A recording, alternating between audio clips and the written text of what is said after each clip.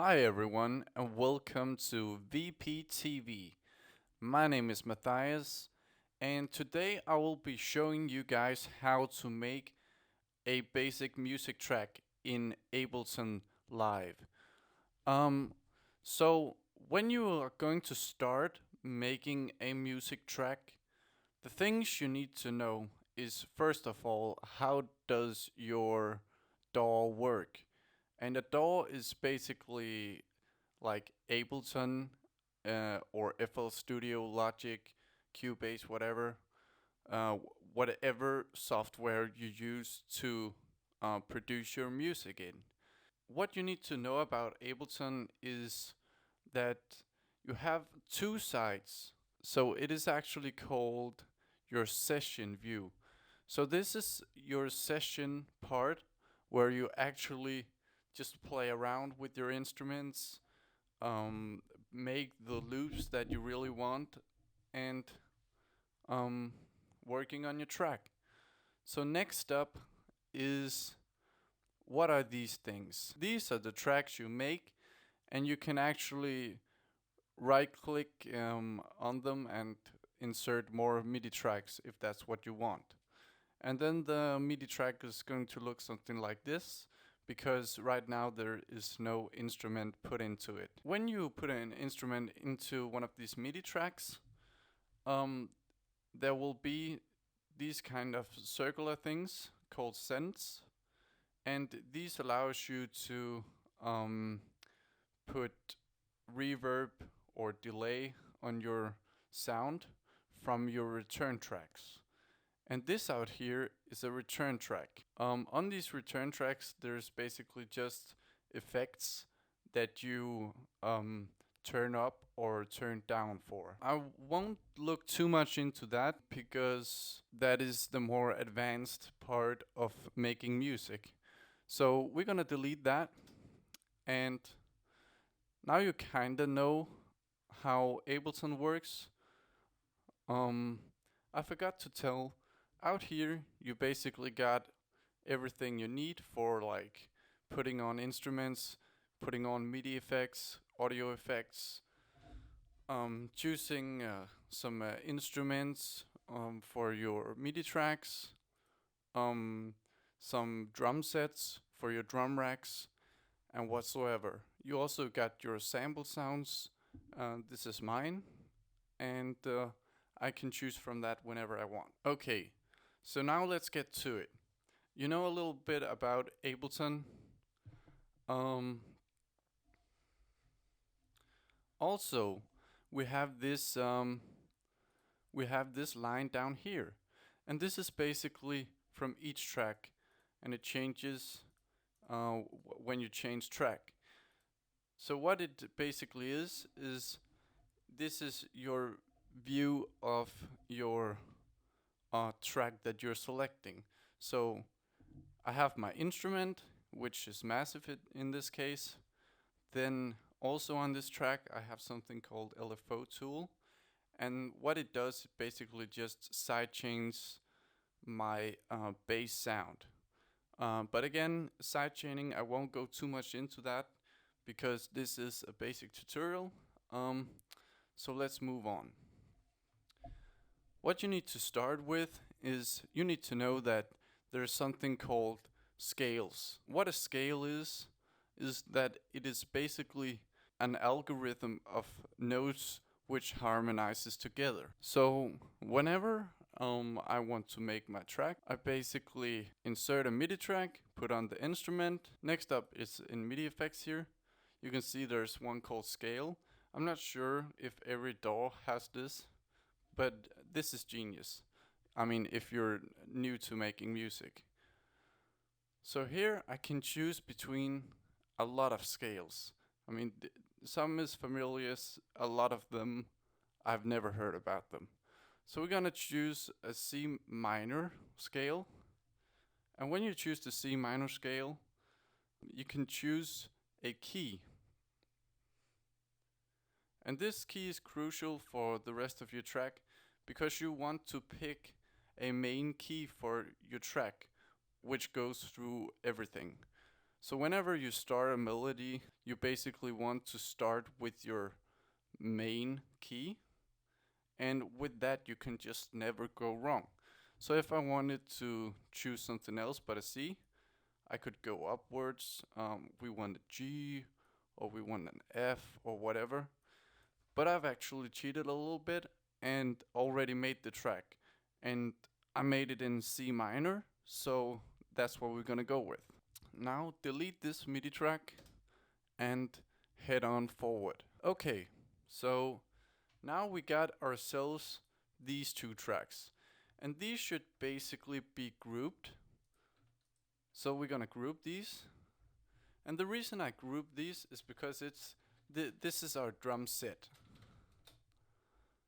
The reason I made this is because I made a 4x4 kick. So the first thing you want to find is like the big drum, and it's gonna sound something like this.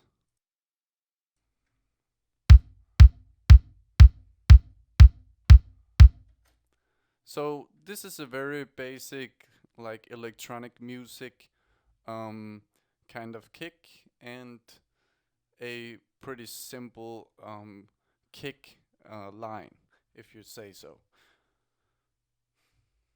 Next up is the rest of your drum kit, but I wanted to have the clap, the hi-hats, the snare to have a little bit of reverb, so it sounds more exciting, and a little bit of delay. So instead of just adding a reverb to each of these, I can actually just duplicate my drum set and just add some reverb to the sends, and it will actually put a reverb and delay on each and every one of these sounds that I picked. So that's the reason for that. Not too much else to say, and I can just show you real quick how it sounds like. First, we've got the clap, and again, this is just a basic clap line within each kick almost, as you can hear.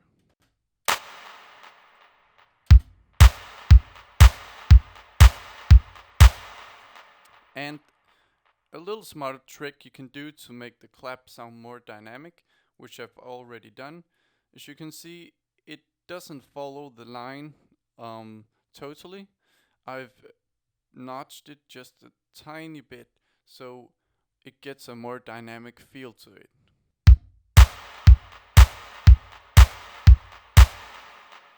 You see? And moving on to the hi-hats and a clap.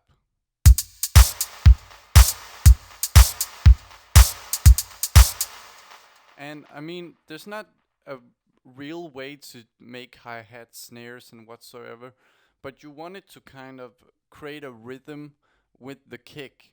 I mean, your kick is basically what your kick is basically your paper, and I would say like the rest of your instrument is like the pencil, where you really outline the paper, if that makes any sense.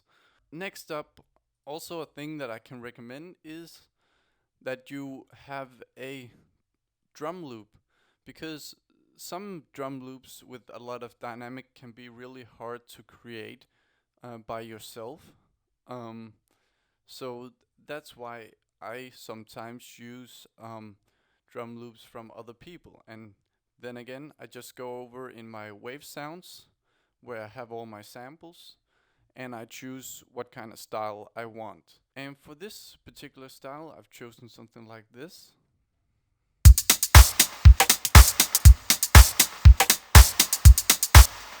And if you want to hear it solo,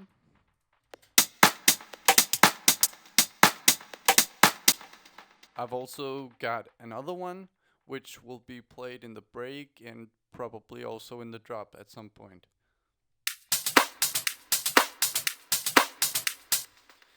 And you see, the reason I have these is basically because it just creates a lot of dynamic, and really creates a nice rhythm together with the the drums. But you can also choose, I mean, to either warp all these or change up in the drum loop. But I'm not gonna go too much into that because again I'll probably show that off in a more advanced video. Now next up is the bass.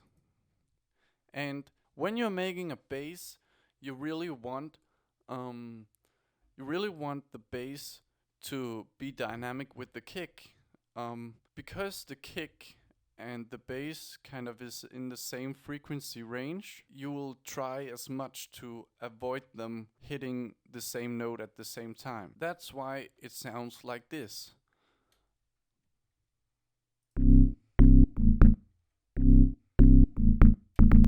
That sounds a bit offbeat or something like that, but when you actually hear it with the kick, then it kind of plays together and gives a really nice rhythm to the track. So listen up.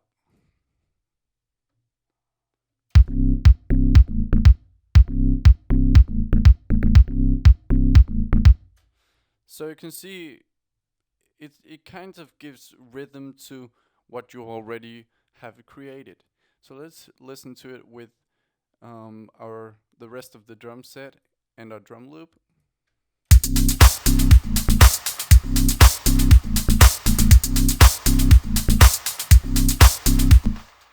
So see, now everything kind of fits together. What you can also do, and what I would recommend, is that whenever you make basses, you have a low bass, which is the sub, which is basically the same frequency range as the kick, but just kind of give this oomph to your track. And then the higher bass makes the dynamics. Let's try to hear the high bass with the sub that I've chosen. So let's hear the sub first. This is a very basic sub line. So see, you can almost not hear it, and I think if you listen to this on a laptop, your laptop probably wouldn't be able to recognize the low frequencies. With the high bass and with the kick, it sounds something like this.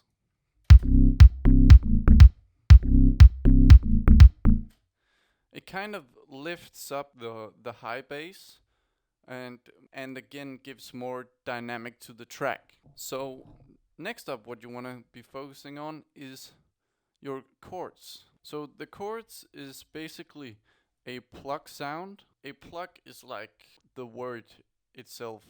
The sound is like pluck, pluck, pluck, like a piano, example wise. That is also kind of pluggy. So that's the kind of sound you want to go for when you pick a chord instrument. So you want to find the like pluggy sound like this. So you hear it has this bluk bluk. The one I've chosen for the chord sounds like this.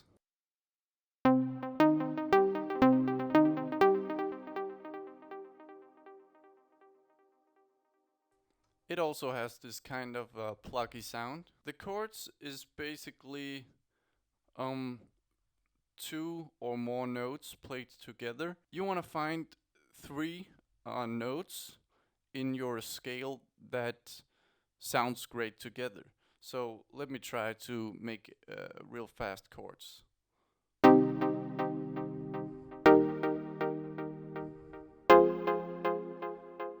So as you can see in the piano roll, which is this,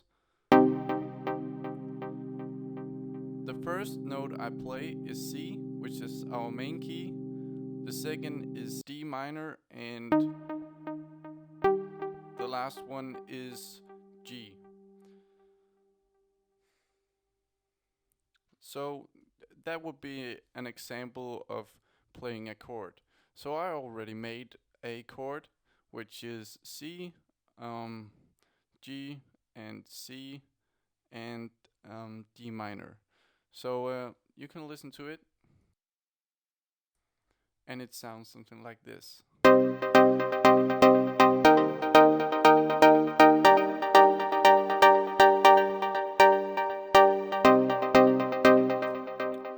Yeah, and they sound pretty sweet, really do. Um, so let's see how that works with the rest of the track. And I think we're gonna add a little at the time. We're gonna start with the kick, the basses, and then the chords.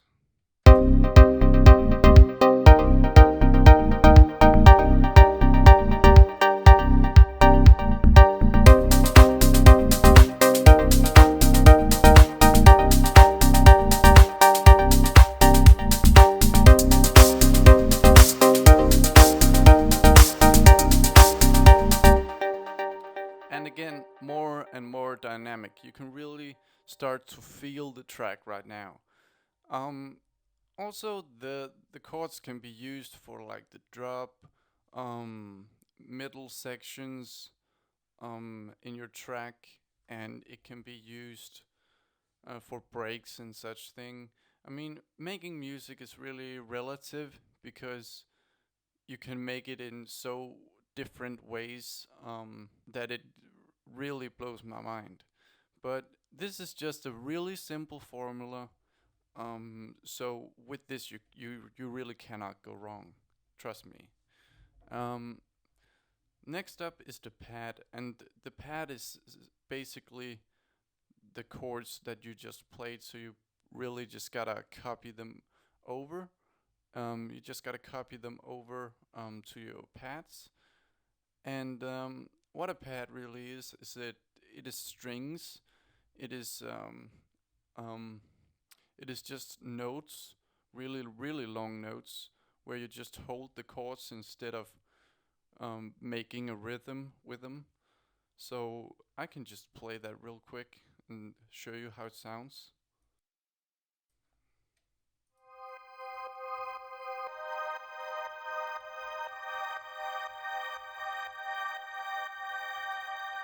So you see, it's the same melody, um, but instead of playing rhythm with it, it's um, long notes, and it really supports the chords well when they are played together. And I'm gonna show you why now.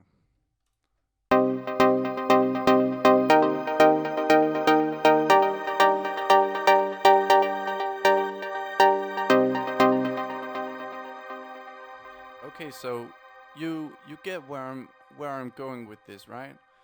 And to support it even more, what you do is you want to have your sub kind of supporting the pad and the chords. So what you do is again you copy the chords from the pad, and you just copy them over. Take the lowest note that you can pick and delete the rest. And when you've done that, you get something like this.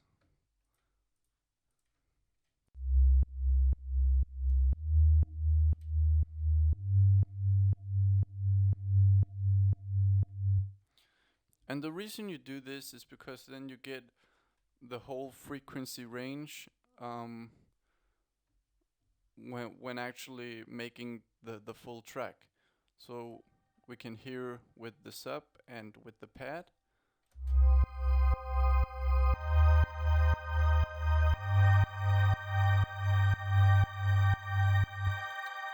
And with the chords, this is gonna sound a whole lot better.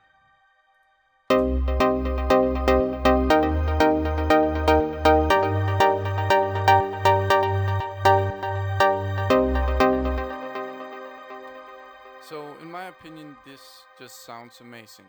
Yeah, it really does. Um, so next up is the plug. And a plug, again, is just the name of the sound, really. Um, what you can use a plug for is to either create a melody, create a theme. It kind of works the same way as a lead, um, but in a more supportive matter, where you really want your lead to be the main sound of your track. Um, but again, that depends on what you want out of your track, because you can also choose to have your pluck as the main sound. And like in this case, our pluck is actually the main sound for the drop, where the lead is the theme um for our break. But that really depends from what you really want. Yeah. So I'm gonna play the pluck real quick, and this is what it's going to sound like in the drop. I mean, it's kind of a soft drop. We're not really making EDM music right now.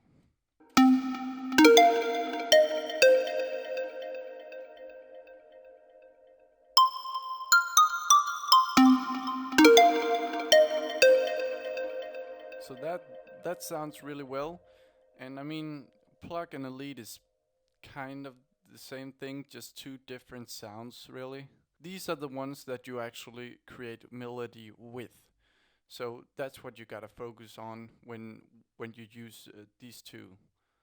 Um, so next up, I'm going to show you the lead. And for our lead, I've actually chosen a guitar, which is kind of like a pluck. Yeah.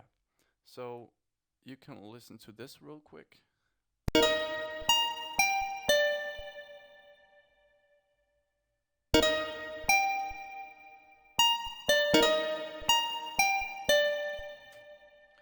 And I mean, it's kind of like the melody in the drop, but a little bit different.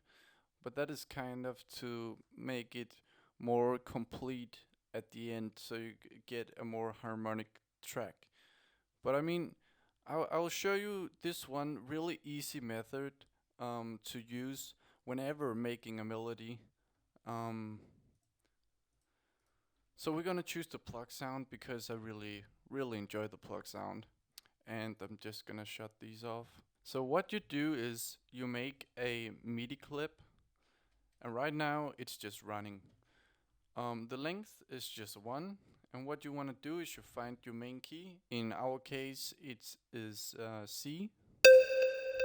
So we're gonna start with this key, and we are going to duplicate it.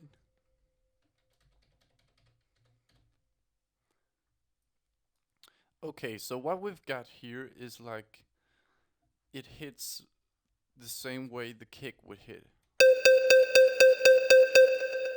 It hit almost like the kick, but also in between. But the thing you're gonna focus about whenever starting producing and all these kind of things, if you're really new to it, I think you should focus on the rhythm. So what you can do is you can start um, playing up on your MIDI keyboard. So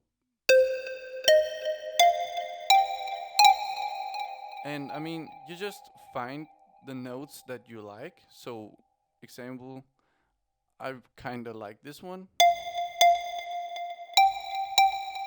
Let's take this one. And then I just move the notes up the way I want to. So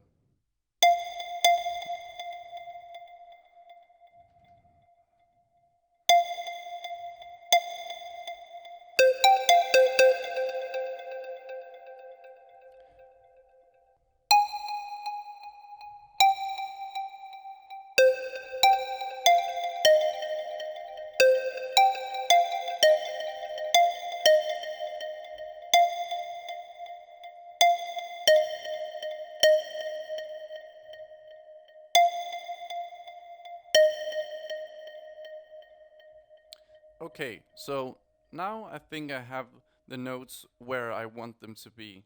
So now again, this doesn't sound very exciting.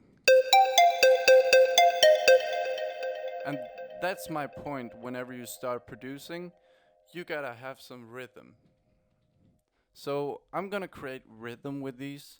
So just move them around till you find something that you like. So let's see how this sounds.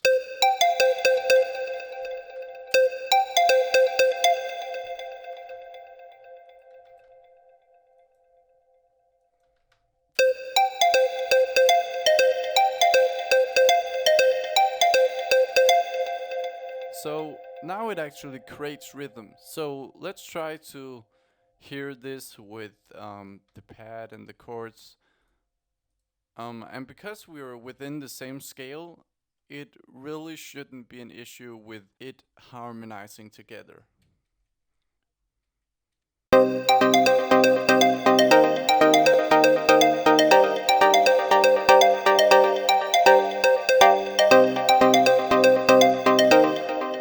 And you see, I mean, maybe the rhythm doesn't really fit to the chords right there, but I mean, it doesn't sound bad. That's the crazy thing about it. So let's try with a little slower chords.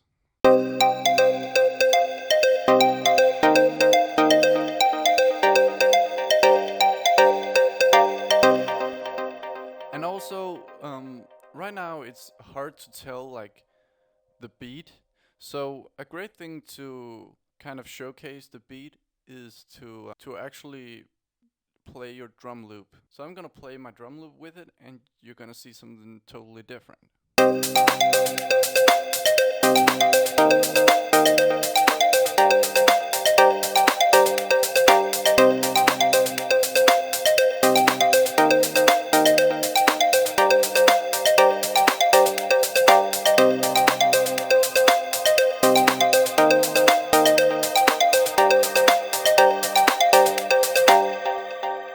So you see, you can really easily make something that sounds super great. Only your fantasy sets the limits, really. But I've already made a melody, so I'm just gonna delete this. It sounded pretty good though.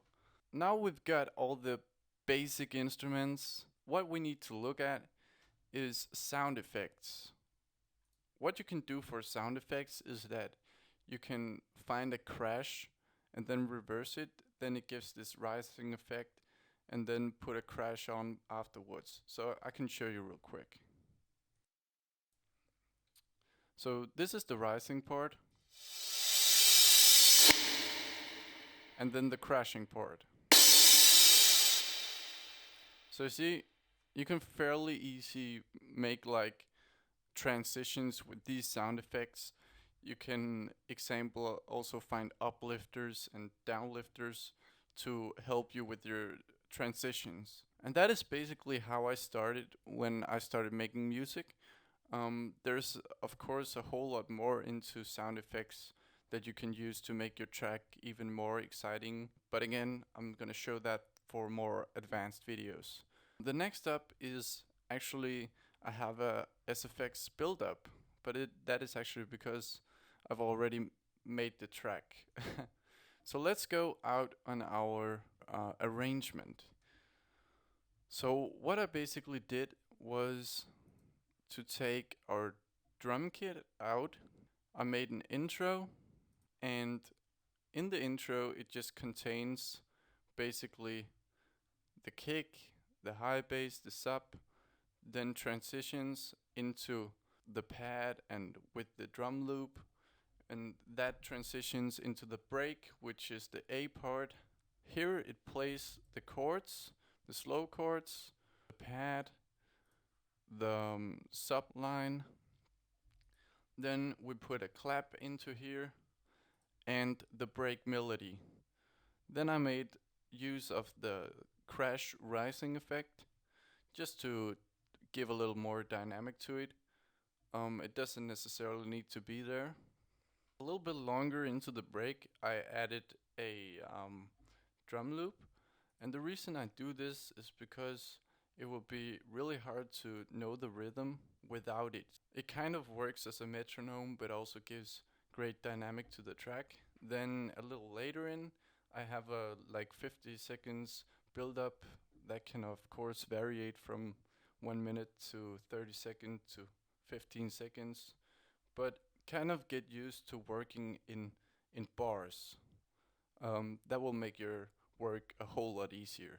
So in the build-up, I have a snare loop, which sounds something like this.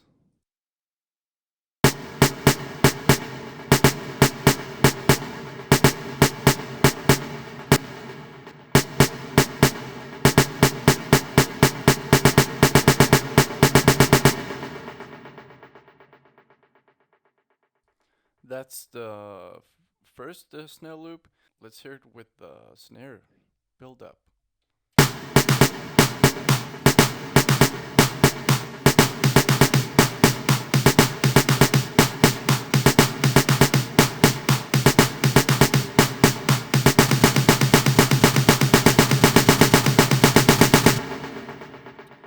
So you see, it creates really good dynamic when you use two kinds of snares with different rhythms to just blend in between each other. Then I've got a sub line which is just steady on the main key, because whenever you make build-ups, if you want to pitch something up so it rises, then you really don't want the notes to not fit perfectly together. And when you pitch something up, it changes in keys which isn't in your scale necessarily. So stick to your main key for the breaks. But since I have nothing that really pitches up, I have a small little melody in it, just to make it more exciting. But again, this is just basic music tutorial. So next up, we just have a very simple riser.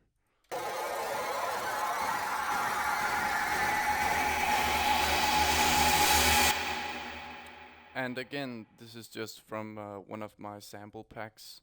Right before the drop, I think it's really nice to add a kick right in the fill before the drop, and then have a crash riser. So it sounds something like this. And then drops. I can show you why whenever I play the full track. But in the drop, I have just a 4x4 kick. We've got our clap.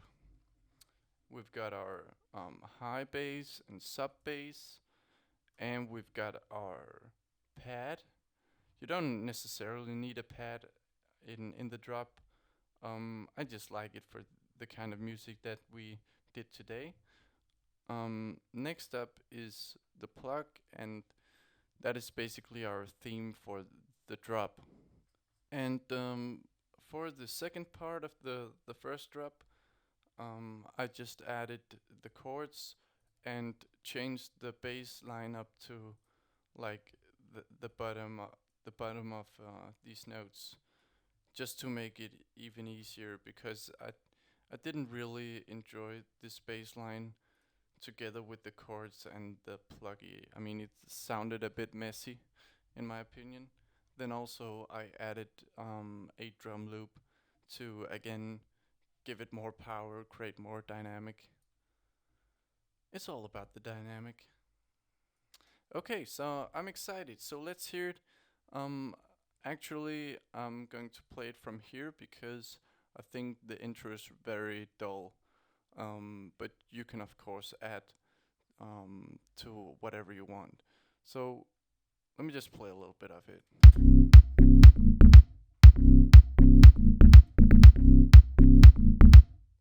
Yeah, whatever. Let's take it from here.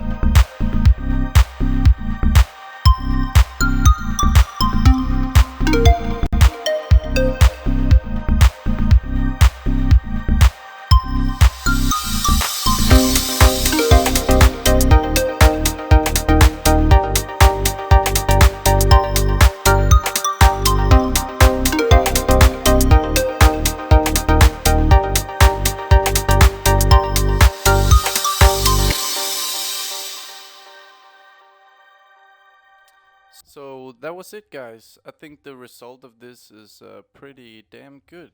To maybe sum up some of it, what you really should focus about is finding a main key. Use it, probably find yourself a scale. Choose your instruments so they fit together. Don't pick like a dubstep kind of growly thing with like an ambient keyboard. I mean, those two doesn't necessarily go well together. So keep it simple, guys. I really hope that you learned from this tutorial. I will definitely make more in the future, and moving on to the more advanced ones. In the advanced, we're probably going to talk about how to sculpt the different instruments the way you want it exactly. So that was it, and thank you and goodbye.